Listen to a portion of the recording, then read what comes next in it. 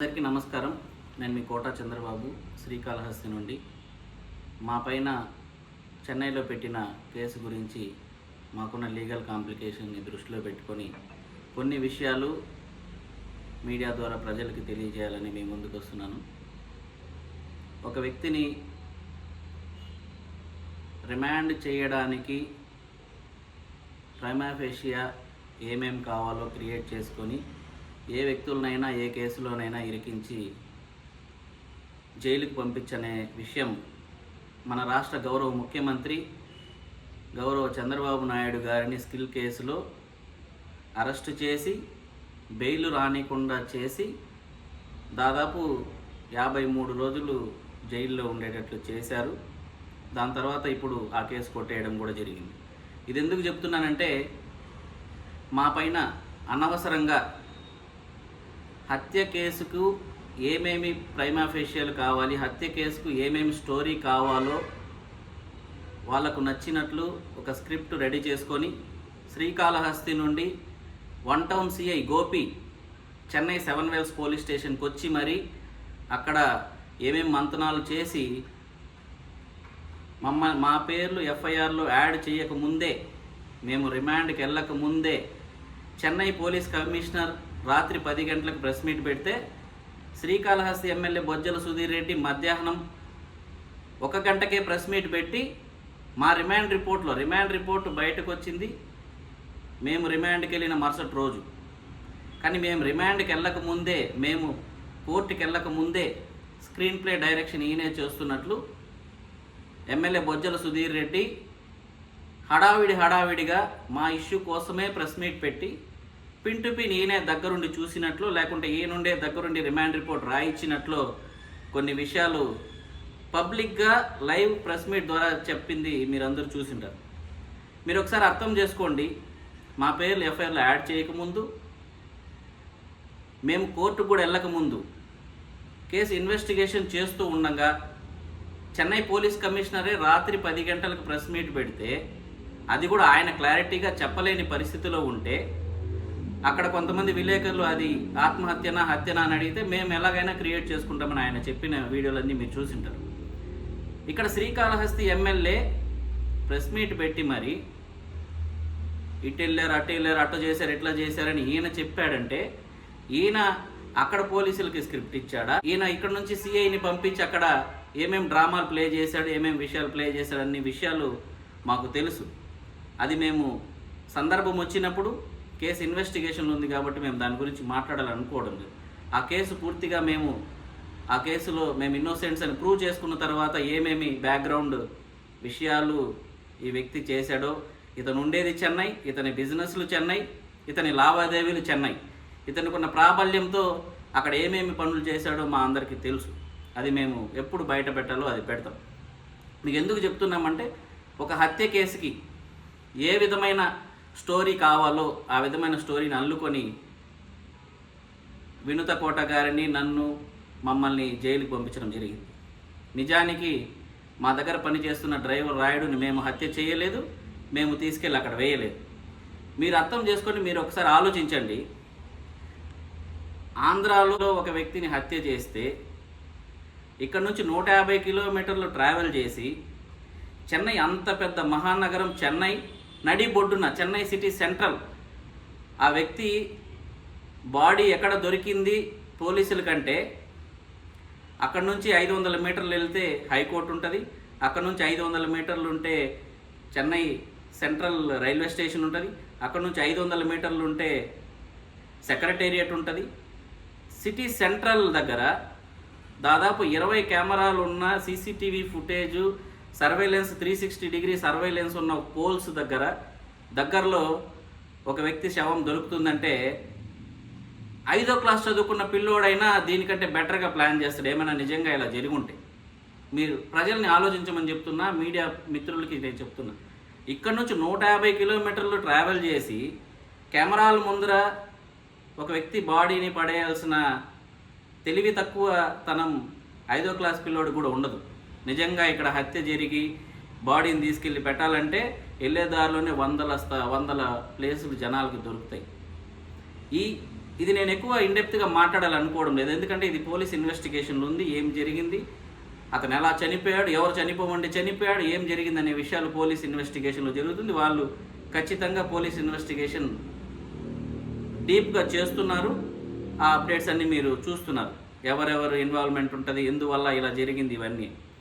So నేను చెప్పదలుచుకున్న, June 25 మా మామగారికి యాక్సిడెంట్ అయితే జూన్ 25 మేము అపోలో హాస్పిటల్లో మా మామగారిని అడ్మిట్ చేయడం జరిగింది. అక్కడ వారం రోజులు అపోలోలో ఉండడం జరిగింది. డిశ్చార్జ్ అయిన తర్వాత కూడా మేము తరచూ చెన్నై అపోలో హాస్పిటల్కి వెళ్తూ ఉండడం జరిగింది. ఆ క్రమంలో భాగంగానే 7వ తారీఖు నేను మా మామగారిని చెన్నై అపోలోకి తీసుకెళ్లడం జరిగింది. నేను మీకు అన్నీ పంపిస్తాను, Chennai Apollo hospital bills, Apollo హాస్పిటల్లో మా కార్ పార్క్ చేసిన వాలెట్ పార్కింగ్ డీటెయిల్స్. మీరు ఎవరైనా చెక్ చేసుకోవచ్చు, అపోలో హాస్పిటల్ సీసీటీవీ ఫుటేజ్ తీసుకుని చెక్ చేసుకోవచ్చు. నేను క్లుప్తంగా చెప్పాలనుకుంటున్నాను. సో ఈ ఇష్యూ వెనక చాలా పెద్ద కుట్రకోణం ఉంది. మా పార్టీ నుంచి మమ్మల్ని సస్పెండ్ చేయించాలని ఒక మహిళ రాజకీయంగా బలంగా పోరాటం చేస్తూ, ప్రజల కోసం పోరాటం చేస్తూ, ప్రజల్లో మంచి పేరు తెచ్చుకుంటూ, పార్టీ అధిష్టానం దగ్గర మంచి పేరు తెచ్చుకుంటూ, కూటమి ప్రభుత్వంలో బలమైన ప్రత్యామ్నాయంగా ఎదుగుతూ ఉండడం చూసి ఓర్వలేక తన రాజకీయ ప్రాబల్యాన్ని తగ్గించేందుకు, తనని రాజకీయ జీవితాన్ని సమాధి చేయడంలో భాగంగా కుట్రపూరితంగా మమ్మల్ని లేనిపోని హత్య కేసులో మమ్మల్ని ఇరికించారు. సో పోలీసులు ఏదైతే అభియోగాలు మా రిమాండ్ రిపోర్ట్లో పెట్టారో అవన్నీ వాళ్ళు బెయిల్లో నిరూపించుకోలేకపోయారు. కాబట్టే వినుత కోట గారికి 19 రోజుల్లో సబ్సీక్వెంట్గా కస్టడీ పిటిషన్ అని వేశారు. దాని తర్వాత కేసు ట్రాన్స్ఫర్ కావాలని చెప్పి వేసి అడ్డుపెట్టి మాకు బెయిల్ రానికుండా చేసి 6 నెలలు మినిమం మాకు బెయిల్ రానికుండా చేయాలని విశ్వ ప్రయత్నాలు చేసిన ఆ దేవుడు ఉన్నాడు, చట్టాలు కోర్టులు ఉన్నాయి. కాబట్టి మేము ఈరోజు మీ ముందుకు వచ్చి మళ్ళీ ధైర్యంగా నిలబడి మాట్లాడుతున్నాం. ఈ కేసులో మేము నిర్దోషులమని మేము ప్రూవ్ చేసుకుంటాం. ఈ కేసులో మేము ఇన్నోసెంట్స్ అని మేము ప్రూవ్ చేసుకొని ప్రజల్లో మళ్ళీ బలంగా తిరుగుతామని మీకు తెలియజేస్తున్నాం. మీడియా మిత్రులకి నాదొక చిన్న రిక్వెస్ట్, మీరు టెలికాస్ట్ చేసేటప్పుడు వినుత కోట, చంద్రబాబు కోట హత్య చేసి తీసుకెళ్ళి అక్కడ పడేశారని చెప్తున్నారు. మేము హత్య కేసులో ఆరోపణలు మాత్రమే ఎదుర్కొంటున్నాం, అది ఇంకా ప్రూవ్ కాలేదు. మేము నిర్దోషులమని మేము ప్రూవ్ చేసుకుంటాం. మా పైన, వినుత కోట గారి పైన ఏ విధమైన నీచమైన మహిళ పైన నీచంగా కుట్రలు చేశారో అవన్నీ త్వరలోనే వినుత కోట గారు మీడియా ముందుకొచ్చి సాక్ష్యాధారాలతో సహా మీకు వివరించడం జరుగుతుంది. ఏదైతే డ్రైవర్ రాయుడుకి సంబంధించిన వీడియో మీరందరూ చూసుంటారో ఆ వీడియోలో కొన్ని విషయాలు మాత్రమే ఉండడం జరిగింది. ఆ వీడియోలో లేని చాలా విషయాలు మా దృష్టిలో మాకు చెప్పడం జరిగింది. దానికి సంబంధించిన పూర్తి ఆధారాలు మేము ఇదివరకే కలెక్ట్ చేసాం. కొన్ని ఆధారాలు పోలీసులకు ఇవ్వడం జరిగింది, చాలా వరకు ఆధారాలు మా లీగల్ అడ్వకేట్స్ దగ్గర ఇవ్వడం జరిగింది. ఏదైతే చెన్నైలో కేసు జరుగుతుందో దానికి సంబంధించిన విచారణ ఆల్రెడీ చెన్నై పోలీసులు చేస్తున్నారు. వాళ్ళు శ్రీకాళహస్తి వరకు వచ్చి విచారణ చేస్తున్నారు. ఇక్కడ మీడియా ద్వారా నేను రాష్ట్ర ప్రభుత్వాన్ని ఒక విషయం సూటిగా నేను అడగాలనుకుంటున్నాను.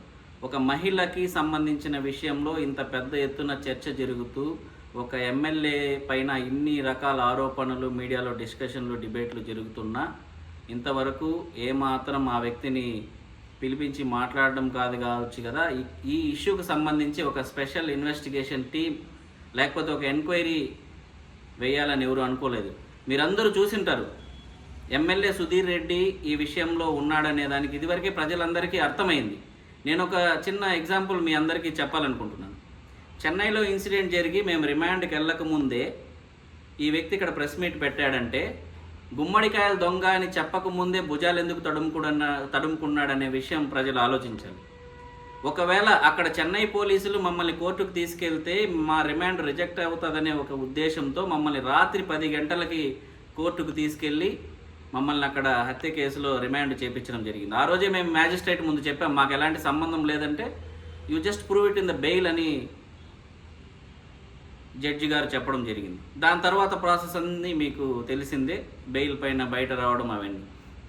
సో ఈ వ్యక్తి ఆ రోజు ప్రెస్ మీట్ పెట్టినప్పుడు ఏం చెప్పాడు, వాడు నా తమ్ముడు, మా ఇంటికి వస్తూ పోతూ ఉంటాడు, నేను అతనికి అంత్యక్రియలు నేను దగ్గరుండి చూస్తానని చెప్పాడు. మరి ఎందుకు వెళ్ళలేదు?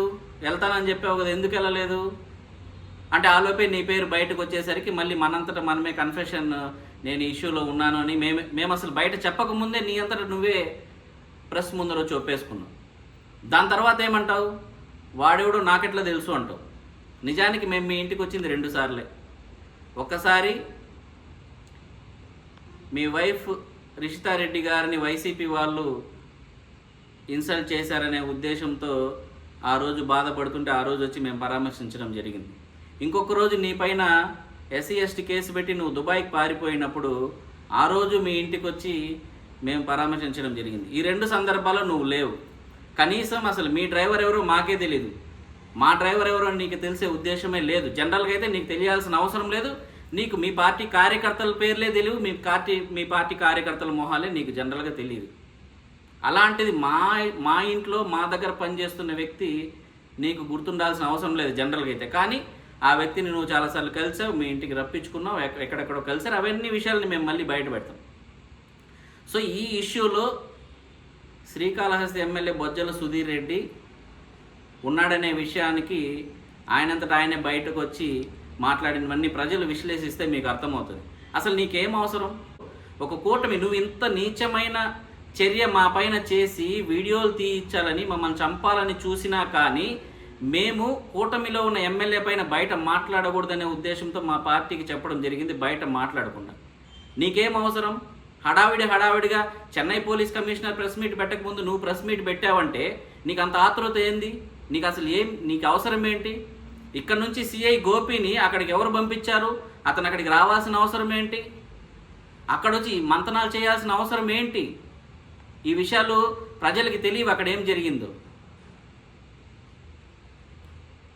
సో మేము అక్కడ హత్య కేసు ఆరోపణలు మా పైన పెడుతున్నారు, మేము ఆ కేసును ఎదుర్కొంటున్నాం, మేము ఇన్నోసెంట్స్గా మేము ప్రూవ్ చేసుకొని బయటకు వస్తున్నాం. అదే ఏదైతే ఇక్కడ ఆంధ్ర రాష్ట్రంలో వినుత కోటకి జరిగిన కుట్ర గురించి ఇంత డిబేట్స్ జరుగుతుంటే నేను రాష్ట్ర ప్రభుత్వాన్ని అడుగుతున్నా, మీరు ఒక స్పెషల్ ఇన్వెస్టిగేషన్ టీం వేయండి. వినుత కోట పైన ఏమేమి కుట్ర జరిగిందో, ఎందుకు కుట్ర జరిగింది, ఎవరు కుట్ర చేశారు, లేదు ఆ సెల్ఫీ వీడియోని బేస్ చేసుకొని మా దగ్గర ఉన్న ఎవిడెన్సెస్ కూడా మేము ఇస్తాం. ఇవన్నీ ఒక సిబిఐ ఎంక్వైరీ వేయండి. ఇది ఒక వినుత కోట గారికి జరిగిన విషయం కాదు. ఒక మహిళ రాజకీయాల్లో ముందుకు రావాలంటే ఎంత నీచమైన కుట్రలు చేస్తున్నారో సిబిఐ ఎంక్వైరీ కూడా మేము రెడీ. సిబిఐ ఎంక్వైరీ వేసి వినుత కోటకి న్యాయం చేయాలి. అలా జరగకపోతే మహిళలు ధైర్యంగా ముందుకొచ్చి రాజకీయాల్లో నిలబడే పరిస్థితులు ఉంటాయా ఉండవా? మమ్మల్ని ఎంత ఇబ్బంది పెట్టినా మేము ధైర్యంగా నిలబడి ఉన్నాం. మేమంటే వినుత కోట ఒక మహిళని ఇంత ఇబ్బందులు పెట్టినా, వాళ్ళ పార్టీ నుంచి జనసేన పార్టీ నుంచి మమ్మల్ని సస్పెండ్ చేసే విధంగా కుట్రలు చేసినా ఈరోజు వినుత కోట నిలబడి ఉందంటే పార్టీ సపోర్ట్ లేకుండా పార్టీలోని చాలామంది లక్షల మంది జన సైనికులు సపోర్ట్ ఉన్నారు. ముఖ్యంగా మా కుటుంబ సభ్యులు సపోర్ట్ ఉన్నాం కాబట్టి ఈరోజు ధైర్యంగా తను మళ్ళీ మీ ముందుకు వచ్చి నిలబడి ఉంది. ఎప్పటికైనా న్యాయం గెలుస్తుంది. న్యాయం గెలవడానికి కొద్ది టైం పట్టచ్చేమో కానీ న్యాయం తప్పకుండా గెలుస్తుంది. సత్యమేవ జయతే.